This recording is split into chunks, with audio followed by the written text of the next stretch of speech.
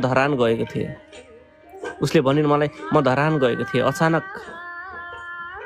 अचानक तिम्रो याद आयो अनि मैले तिमीलाई फेसबुकमा खोलेँ। मैले नयाँ एकाउन्ट बनाएँ, तिमीसँग बात गर्नु मन लाग्यो। अनि किन धरान गयौ? अनि भन्दै थिइन् अरे त्यो पुरानो बाटहरू अझै याद आयो मलाई। हरियाली वन जहाँ हामी हरिणसँग फोटो खिचाएका थियौँ, त्यो हरियाली वन जहाँ हामी झुलङ्गे पुलमा हामी गएका थियौँ। तिमीलाई याद छ रविन्द्र, जब पहिलो भेट हामी धरानको घन्टा घरमा गरेका थियौँ, पञ्चकरियामा हामी रमाएका थियौँ। तिमीले होस्टेलको त्यो वाल छर्पेर आएको दिन अझै याद आउँछ। कति हाँसेका थियौँ, कति खुसी थियौँ।